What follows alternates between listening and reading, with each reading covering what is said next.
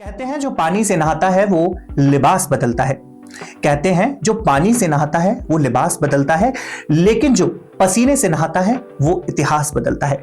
नमस्कार, बहुत स्वागत है आपका। आप देख रहे हैं DNN इंडिया और मैं हूं आपके साथ मोंटी राठौर। DNN इंडिया के इस खास कार्यक्रम अजमेर रत्न, जिसमें हम उन शख्सियतों से आपको रूबरू करवाते हैं जिन्होंने भीड़ से मुकाम अपना अलग बनाया और अपनी एक अलग पहचान स्थापित की। हमारे अजमेर रत्न कार्यक्रम में आज हमारे साथ जो शख्सियत जुड़ी है वो किसी भी तरीके से परिचय की मोहताज नहीं है। आज हमारे साथ जुड़े हैं विजय ENT के डॉक्टर विजय गक्कड़। सर, बहुत बहुत स्वागत और अभिनंदन आपका DNN के इस अजमेर रत्न कार्यक्रम में। थैंक यू सर, हमारा अजमेर रत्न कार्यक्रम जो है, इसमें हम उन शख्सियतों को आमंत्रित करते हैं जिन्होंने भीड़ से अलग अपनी पहचान बनाई होती है और अपना मुकाम स्थापित किया होता है। सर, आप किसी भी तरीके से परिचय की मोहताज नहीं है। यदि मैं आपके परिचय के बारे में जाऊंगा तो ये होगा कि मैं सूरज को दिया दिखाने वाली बात कर रहा हूं। मगर सर, जो हमारे हजारों दर्शक आज टीवी पे आपको देख रहे हैं, उन्होंने डॉक्टर विजय गक्कड़ को तो देखा है, विजय ENT को तो देखा है, मगर आपके संघर्ष के पीछे की जो कहानी रही, क्योंकि सर बहुत समय लगता है, बहुत संघर्ष लगता है अपनी पहचान को स्थापित करने में। कार्यक्रम शुरू होने से पहले देखिए यह वीडियो।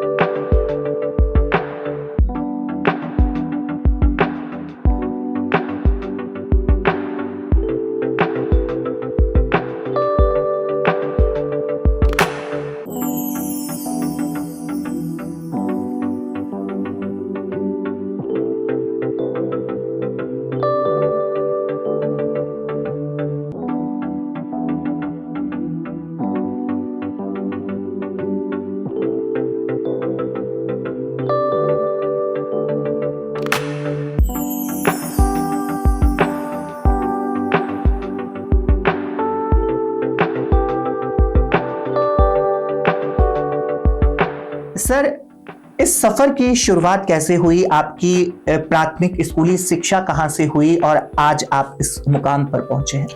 देखिए, पहले तो मैं आपका बहुत बहुत धन्यवाद करना चाहता हूँ मुझे इस कार्यक्रम में बुलाने के लिए। मेरा जन्म श्री गंगानगर के पास एक छोटे से गांव लालगढ़ जाटान में हुआ जी। वहाँ के गवर्नमेंट स्कूल से मेरी पूरी प्राइमरी एजुकेशन रही और मेरे फादर जो SBI में क्लर्क थे, तो उसी गांव के आसपास ही उनका ट्रांसफ़र होता रहा और सारी जो मेरी 12th तक की स्कूलिंग है वो सब गवर्नमेंट स्कूल्स में हुई जी। उसके बाद मैंने मेरी MBBS SMS medical college Jaipur से की जी और फिर PG की डिग्री के लिए मैं अजमेर आया जी। तो हम बिल्कुल एक साधारण परिवार से थे और यहाँ आने के बाद मुझे PG करने के बाद शहर बहुत अच्छा लगा, हर तरह से लोग अच्छे लगे और यहाँ काम सीखा। तो गंगानगर सिटी में हमारा कोई लिंक नहीं था क्योंकि हम गांव से जिस शहर में पहली बार आए, जयपुर गए और फिर अजमेर आए, तो लगा कि अपनापन सा लगा जी। और उस समय जब मैंने यहाँ काम करना चालू किया तो ENT में प्राइवेट हॉस्पिटल्स अलग से एक ईएनटी हॉस्पिटल का कोई कंसेप्ट नहीं था जी। तो यहाँ से पीजी करने के बाद जो हमारे गुरुजन थे, doctor B K Singh, doctor P C Verma ji, Yadav साहब, तो इन्होंने भी हमें मोटिवेट किया कि आपको जिस लेवल का आप काम करना चाहते हो तो आपको यहीं रहना चाहिए जी। तो फिर हमने एक छोटे से किराए के हॉस्पिटल में सागर विहार में हमारी शुरुआत की, 5 बेड के हॉस्पिटल से। जी। फिर लोगों का प्यार मिला, स्नेह मिला और हम आगे बढ़ते गए और हमने उत्तर भारत का सबसे बड़ा एक्सक्लूसिव ईएनटी हॉस्पिटल यहाँ बनाया, जिसमें 5 मॉड्यूलर ओटी है, 50 बेड है और 28,000 स्क्वायर फीट में वो कंस्ट्रक्टेड है, जो एक एक्सक्लूसिव ईएनटी। वैसे तो हॉस्पिटल बहुत बड़े बड़े हैं, हर विभाग के हैं जी। लेकिन ईएनटी में हमने एक अलग कंसेप्ट रखा। उसके बाद उसकी एक सैटेलाइट ब्रांच भी हमने चंद्रवरदाई में स्टेडियम के सामने बनाई और आज एक ही स्पेशलिटी के 8 डॉक्टर हम एक साथ काम कर रहे हैं जी। और जयपुर में भी वैशाली नगर में हमने हमारा एक सेंटर डेवलप किया है इसी नाम से, जिसको अभी हम जनवरी में चालू कर रहे हैं जी। तो हमारे गुरुजनों का आशीर्वाद रहा, हमारे माँ बाप का आशीर्वाद रहा और सबसे बड़ा अजमेर की जनता का स्नेह रहा, उनका विश्वास रहा कि उन्होंने हम पे विश्वास किया और हम इस मुकाम पे पहुंचे, हम इतने आगे पहुंचे कि आज विजय ईएनटी हॉस्पिटल लगभग 50,000 सर्जरीज ईएनटी की कर चुका है जी। जो अपने आप में एक बहुत बड़ा फिगर है और अपने आप में एक रिकॉर्ड है। जब कुछ साल पहले की बात है, कोविड के बाद की बात है कि हम ये विशाल मेगा मार्ट के बाहर गोलगप्पे खाने जाया करते थे जी। और वहाँ हमने देखा कि एक बच्चा है वो हमेशा एक कैप लगा के रखता था, गर्मी सर्दी जब भी हम गए जी। तो एक बार मेरे मन में एक उत्सुकता हुई, मैंने उसके फादर से पूछा क्योंकि हम 1.5-2 साल से वहाँ जा रहे थे जी कि ये कौन सा फैशन है, अभी इतनी गर्मी में भी ये कैप लगा के रखता है जी। तो उन्होंने कहा कि साहब इस बच्चे के कान में प्रॉब्लम है। तो हमने बड़े विश्वास के साथ कहा कि प्रॉब्लम है तो ठीक कर देंगे जी। कि साहब हमारे पास पैसे नहीं है। तो उस समय हमने एक ट्रस्ट बनाई थी, उपचार हेल्थ केयर ट्रस्ट जी। गरीब बच्चों की सहायता करने के लिए, या जो भी मन में अगर किसी के और भी हमारे परिवार में, जैसे कुछ लोगों ने कहा कि भाई आप प्राइवेट हॉस्पिटल चलाते हैं लेकिन फिर भी कुछ लोग ऐसे आते होंगे जो सक्षम नहीं है, तो हमारे परिवार में जो सक्षम लोग थे कि हम उनकी, आप खुद उनको जज करो कि किन बच्चों को जरूरत है, हम उनकी हेल्प करेंगे उस ट्रस्ट के माध्यम से जी। तो उस बच्चे की कैप जब उसके फादर ने हटाई तो मैंने देखा उसके दोनों कान ही नहीं थे। अच्छा। तो अब मैं उसको कह चुका था कि हम इसका इलाज करवाएंगे जी। अच्छा, मैंने कभी मेरी पीजी में या राजस्थान में न तो सुना कि कान का प्रत्यारोपण हो सकता है जी, लेकिन उस समय एक मन में हुआ कि यार चलो हम नहीं कर सकते या यहाँ नहीं होगा तो हम इस बच्चे का इलाज करवाएंगे। हमने हाँ भरी आपको जी। एक उस जो उसके फादर थे उससे एक भावनात्मक हमारा लगाव था कि हम 1.5-2 साल से रोज मतलब 2-4 दिन में जब भी फ्री होते हैं उनके पास जाते हैं। हमने कहा भी हम इसका इलाज वाली बात बिल्कुल कि हम इसका इलाज करवाएंगे, हम खर्चा पूरा इसका उठाएंगे जी। तो आप इसको जब पता किया लोगों से कि भी बॉम्बे में कुछ डॉक्टर्स हैं जो कान का प्रत्यारोपण करते हैं जी, तो हमने उसको कहा भी सारा खर्चा हम देंगे, आप इसको बॉम्बे ले जाओ जी। उसने हमसे कहा कि साहब मैं तो कभी जयपुर ही नहीं गया तो मैं कैसे, तो इसकी किस्मत है जो होगा। तो हमारे मन में हुआ कि नहीं, हम कैसा भी होगा। हमने बॉम्बे उस डॉक्टर से कांटेक्ट किया जो सबसे बढ़िया प्रत्यारोपण करते थे।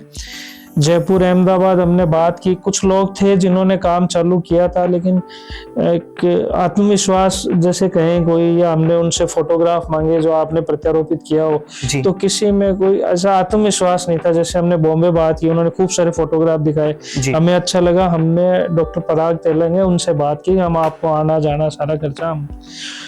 वो डॉक्टर चाहे बॉम्बे में थे चाहे वो कितने भी प्रोफेशनल थे, जब वो यहाँ आए और उन्होंने उस बच्चे को देखा तो उन्होंने कहा कि यार आप इस बच्चे के लिए इतना कर रहे हो तो मैं इसके चार्ज नहीं दूंगा। मतलब उन्होंने हमें उस बच्चे सेवा और समर्पण का भाव बिल्कुल, जबकि जब पहले आने के लिए उन्होंने हमें बहुत मोटी फीस बताई थी जो हमारे लिए बहुत मुश्किल था। मुश्किल फीस कि अपने को लगता है कि भाई लाखों रुपए अपन देना, लेकिन एक बार सोच लिया था कि भी इसको करना है, लेकिन वो आदमी हमसे भी परोपकार में हमसे भी ऊपर था कि उन्होंने आने के लिए जो उनकी एयर टिकट हमने करवाई थी, जो 5 स्टार में स्टे उनका, उन्होंने सब चीजें नहीं, मैं मेरा खर्चा आप जब इतना कर रहे हो जी। तो अब ये हुआ कि ये अमाउंट बचा, तो हमें लगा कि अब ऐसे कितने और बच्चे होंगे जिनकी हमें मदद करनी चाहिए। तो उससे फिर हमने इसकी शुरुआत की, उनसे सीखना मैंने चालू किया जी। कुछ चीज़ें बारीकियां उनसे सीखी। उसके बाद मैं जर्मनी में यूनिवर्सिटी ऑफ ट्यूबिंगन वहाँ कुछ टाइम रहा, फिर सिंगापुर में एकेडमिया की। उसके बाद मुझे इस चीज़ में ऐसा जुनून सवार हुआ कि दुनिया में कोई भी आदमी अगर कान प्रत्यारोपण कर रहा है तो मैं उसके पास 3 दिन 5 दिन 7 दिन, जैसा चाहे पेशेंट बन गए चाहे स्टूडेंट बन गए, मैं वहाँ जाके वो सीखने की भावना उससे। सर, इसी के चलते जन्मजात विकृत अनुपस्थित कान और माइक्रोशिया एनोशिया की सर्जरी भी विजय ईएनटी कर रहा है सर। हाँ, यही प्रत्यारोपण, ये जो इसको मेडिकल कान नहीं होना है, जो यही मेडिकल लैंग्वेज में माइक्रोशिया या एनोशिया वाली। तो सर, ये माइक्रोशिया एनोशिया का स्पेशलाइज्ड सेंटर आज विजय ईएनटी बन चुका है। आपने ये पूरी कहानी बनाई सर। अभी तक माइक्रोशिया एनोशिया की जो ये सर्जरी होती है कान प्रत्यारोपण की, वो अभी तक लगभग कितनी सर्जरियां आपके माध्यम से सर कर चुके हैं? हम 1000 से ज्यादा ये सर्जरीज कर चुके हैं। और 1000 वैसे देखा जाए तो एक छोटा सा फिगर लगता है, लेकिन जब अपन किसी दुर्लभ बीमारी की बात करते हैं कि ये जो बीमारी है माइक्रोशिया जो एनोशिया है, ये 10,000 बच्चों में से एक के होती है। तो अगर 10,000 में से एक के होती है तो यह आपको बड़ा ही इनफ्रीक्वेंट होगा, या बड़ा ही कि आपने अपने जीवन में बहुत कम ऐसे बच्चे देखे होंगे जिनके कान नहीं होते हैं, कि बाहर से कान नहीं होते जी। तो जो ये 1000 उस हिसाब से एक बड़ी एक फिगर है, क्योंकि मैंने मेरी 10 साल की प्रैक्टिस में जी, कि हमारे एक अच्छी ओपीडी होती है, या 10 साल की प्रैक्टिस में मैंने 3 या 4 माइक्रोशिया के पेशेंट देखे थे जी। और अब हम लगभग हर हफ्ते 2 या 3 सर्जरी कर रहे हैं। सर, आपकी जो विजय ईएनटी ऑर्गेनाइजेशन है, आपका जो हॉस्पिटल है, एक संस्था का ट्रस्ट आपने बनाया हुआ है। जैसे आपने गोलगप्पे वाले बच्चे से शुरुआत की, मगर अभी आपकी संस्था सेवा समर्पण का काम भी करती है और गरीब परिवार की लड़कियों के लिए भी आप निःशुल्क सेवा। उसकी भी एक वजह थी कि जब हमने शुरुआत की तो एक जो, अगर हम किताब की बात करें या टेक्स्ट देखें या जो इससे संबंधित जब भी कहीं भी बात होती थी कि लड़के और लड़कियों में बराबर रेशो होता है इस बीमारी का जी। लेकिन अगर हम हमारे शुरू के जो 500 सर्जरीज की बात करें तो उसमें से 450 से ज्यादा मतलब लड़के ही थे। अच्छा। तो हमें ऐसा लगा कि ये डिस्पैरिटी क्यों है, कि भाई जब इंसिडेंस ऑफ डिजीज है वो लड़के और लड़कियों में बराबर है बिल्कुल, तो इसके पीछे बात आई कि भाई लड़कों के लिए जैसे तैसे इंसान है वो पैसे इकट्ठे करता है, लड़कियों को उस प्रायोरिटी पे नहीं रखते हैं।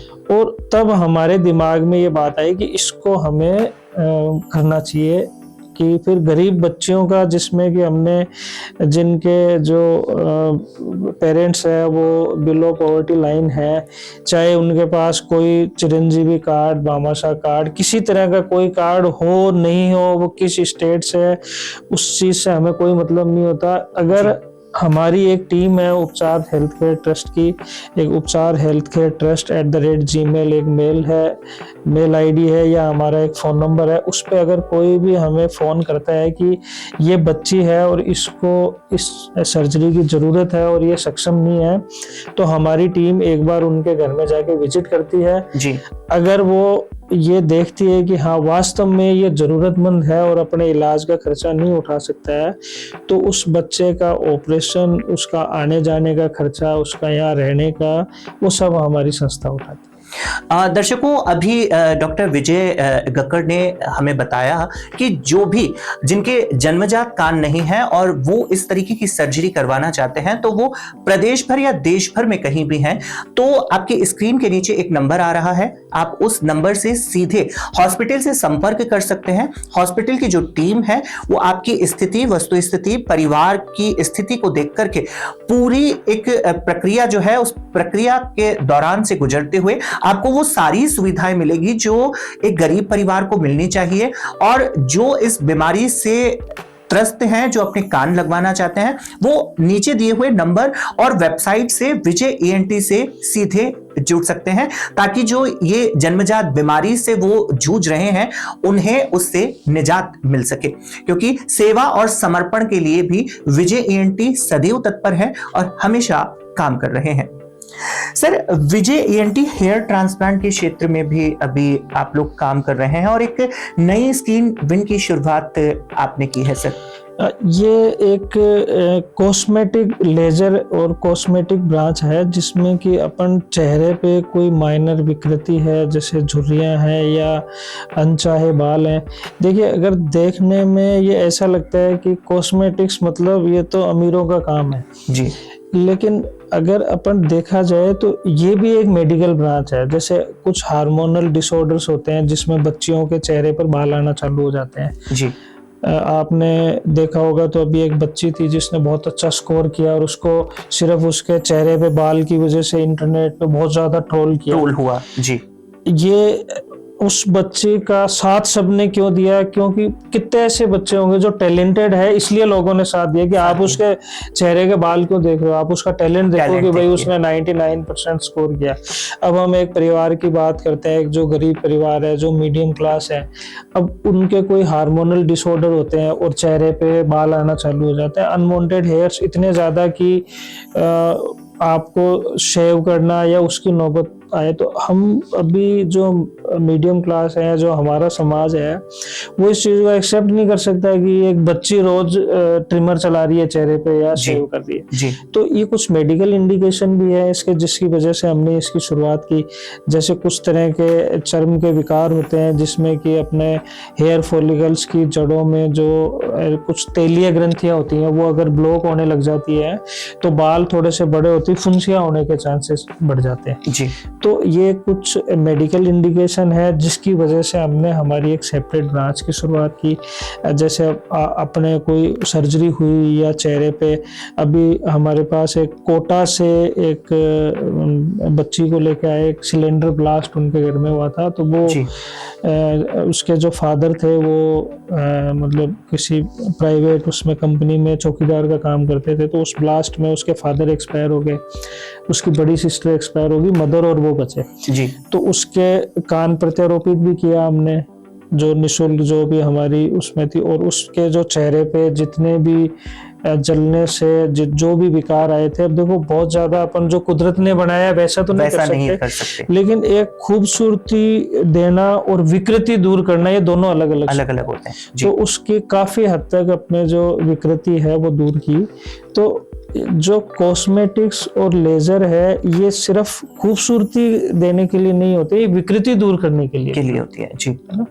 तो इस चीज को दिमाग में रखते हुए हमने एक नए सेंटर की हमारी शुरुआत की, जिसमें हम चेहरे पे जैसे अगर समय से पहले अपने झुर्रियाँ आ जाती हैं या कोई पुराने किसी बीमारी की वजह से चेहरे पे दाग आ जाते हैं या स्किन का कलर किसी वजह से चेंज हो जाता है, और या अपन एक यंग एज में अपना हेयर लॉस हो जाता है, तो उसके लिए हमने वो हमारे एक स्किन विन नाम से एक नई उसकी चैन की शुरुआत की है, जिसका एक सेंटर अपने मेन हॉस्पिटल में 2nd फ्लोर पे है, एक चंद्रवरदाई में और एक अभी जयपुर में खोले, 3 सेंटर यानी साथ शुरू किया। आपकी जो भी एक्टिविटी आप नई शुरू करते हैं, जैसे स्किन विन की आपने शुरुआत की, क्योंकि विजय ENT सेवा समर्पण के लिए हमेशा काम करता है, तो स्किन विन जो है वो भी चंद्रवरदाई नगर वाले आपके सेंटर पे भी संचालित होता है और जयपुर वैशाली नगर, तीनों जगह जो है वो एक तरह से कॉपी है, जो भी मशीनें हैं वो इक्वली तीनों जगह बराबर लगी जी।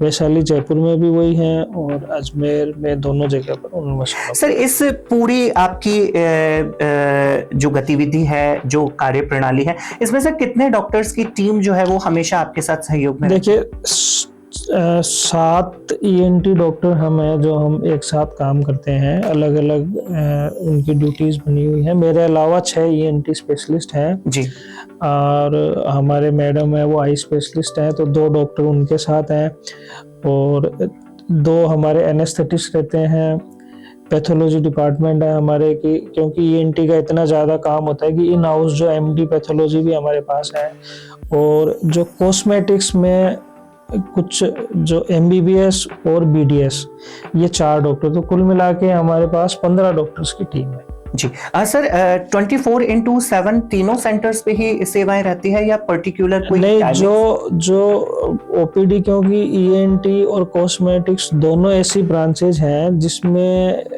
जो इमरजेंसी है वो बहुत ज्यादा, कॉस्मेटिक्स में तो बिल्कुल भी नहीं है, नहीं होती है जी। और ईएनटी में भी 1 से वाइली इमरजेंसी आती है, जिसके लिए ऑन कॉल जो डॉक्टर्स हैं वो हमारे अवेलेबल रहते हैं। सर, ये इतना बड़ा बिजनेस एम्पायर आपने, आपके संघर्ष की आपने शुरुआत बताई। पिताजी एसबीआई बैंक में क्लर्क के पद पे रहे, उन्होंने आपको शिक्षित किया, आपको पढ़ाया लिखाया, इस काबिल बनाया। सर, ये संघर्ष के पीछे की क्या कहानी रही? क्योंकि आज जो हजारों दर्शक देख रहे हैं, उन्होंने डॉक्टर विजय गक्कड़ को देखा है, विजय ईएनटी के बिजनेस एम्पायर को देखा है, अजमेर, जयपुर और चंद्रवदाई अजमेर के सेंटर्स को देखा है। सर, ये सब करने की प्रेरणा और आपका ये जोश, जुनून और जज्बा, ये सब कहां से आपको मिला? ये सब की प्रेरणा कहां से मिली?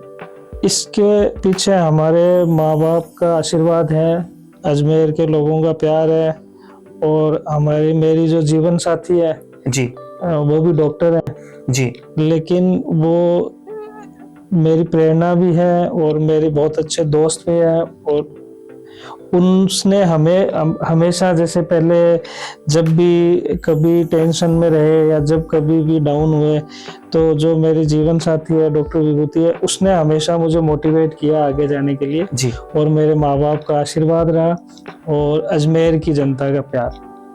सर, ऐसा कोई आपका ड्रीम, आपका कोई सपना जो भविष्य में आप पूरा करना चाहते हैं, जो आज हमारे दर्शकों के साथ साझा करना चाहते हैं? ऐसा आपका कोई ड्रीम प्रोजेक्ट या सपना? बिल्कुल है, मैं एक ऐसा हॉस्पिटल बनाना चाहता हूँ जिसकी एक विंग बिल्कुल फ्री रहे जी, कि जिसमें एक बड़ा हॉस्पिटल हो। जैसे अपन हॉस्पिटल की बात करें या क्लिनिक की बात करें, कि 2 तरह के लोग हैं जो अपन, चाहे हॉस्पिटल है चाहे कहीं पर भी अपने जाते हैं, चाहे आप इन्वेस्टिगेशन करवाना जाते हैं ना, एक आदमी वो है जिसको सिर्फ इलाज की जरूरत है ना जी, उसको ये नहीं चाहिए कि वहाँ एसी चल रहा है या वहाँ टीवी चल रहा है या वहाँ कोई और लग्जरी चीज है जी, जो अपन लोअर एक क्लास की बात करते हैं ना।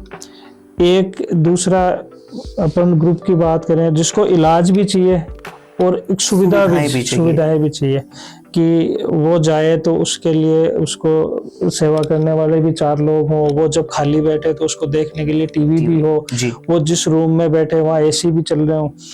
तो एक ऐसा हॉस्पिटल का हम कंसेप्ट रखना चाहते हैं कि जिसकी एक विंग है, उसमें न तो उस एसी की ज़रूरत है, न टीवी की ज़रूरत है, न कोई ऐसा तामझाम जिसको मेंटेन करना पड़े, और उसका जो उसमें जो एक बार एंटर हो जाए तो उसके पास चाहे पैसे हो चाहे नहीं हो, वहाँ उसका इलाज हो। तो अब सोचा है, अब ऊपर वाले ने चाहा तो हम अजमेर में एक ऐसा हॉस्पिटल जरूर बनाएं। सर, जब यहाँ तक पहुंचे हैं और आपका जब ये प्रोजेक्ट है और आप ऐसा सोच रहे हैं, और कि आपने बार बार अपने इंटरव्यू के दौरान कहा कि अजमेर की जनता का बेशुमार प्यार, सहयोग और साथ आपको हमेशा मिला है, तो ये आगे भी बरकरार रहेगा। दर्शकों, आज के हमारे इस कार्यक्रम अजमेर रत्न में हमारे साथ सीधे जुड़े थे डॉक्टर विजय गक्कड़। उनके संघर्ष की कहानी को हमने देखा, उनके सेवा, समर्पण से काम करने के जोश, जुनून और जज्बे को उन्होंने हमारे साथ साझा किया। आपकी टेलीविजन स्क्रीन के नीचे वेबसाइट आ रही है, नंबर आ रहे हैं, आप विजय ईएनटी के साथ जुड़ सकते हैं। आपकी ईएनटी से रिलेटेड कोई भी आंख, नाक, कान, गला रोग से रिलेटेड कोई भी बीमारी हो, समस्या हो, तो आप सीधा डॉक्टर विजय गक्कड़ से संपर्क कर सकते हैं, इनकी वेबसाइट से जुड़ सकते हैं और इनके सेवा समर्पण के भाव को आप देख सकते हैं। आज के हमारे इस कार्यक्रम में हमारे साथ मौजूद रहे डॉक्टर विजय गक्कड़। अगले कार्यक्रम में फिर मुलाकात करेंगे अजमेर रत्न में किसी और शख्सियत के साथ। तब तक के लिए दीजिए इजाजत, नमस्कार। सर, बहुत बहुत धन्यवाद, आपने अपना कीमती समय हमें दिया और हमारे दर्शकों के साथ इतनी सारी जानकारियां साझा की। Thank you.